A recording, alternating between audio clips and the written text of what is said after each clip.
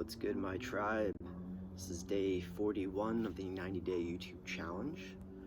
And yeah, I thought I'd talk a little bit about this archetype of the Jedi. Past few videos I've posted have been kind of themed around this idea of the Jedi. And this is something, as I said, that's been kind of prominent in my awareness recently. And yeah, so what is the Jedi? I mean, I'm sure most of you have all heard of the Jedi from Star Wars, sort of those kind of warriors, guardians who were able to kind of wield the Force with the lightsabers. And actually, if you look into a little bit about the history of how George Lucas came up with this idea, he got a lot of his inspiration from Eastern mysticism, as well as sort of the ancient Egyptian mysteries. So the Jedi were actually these magician, priest, warriors from ancient Egypt who were said to have studied the mysteries and were connected with this life force energy that animates all things. And they had this ceremony called raising the Jedi pillar, which was a sort of tribute to Osiris.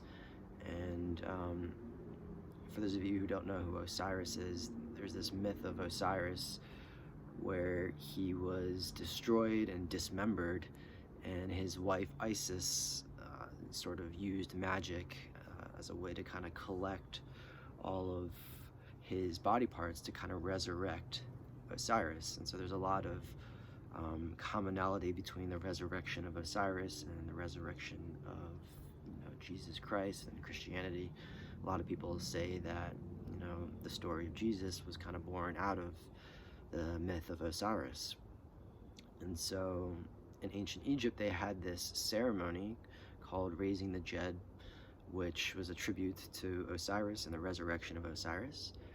And the esoteric symbology of this idea of raising the Jedi was that the Jedi was actually connected to the spinal column within the body, and the raising of the Jedi was sort of similar to the Indian notion of raising Kundalini.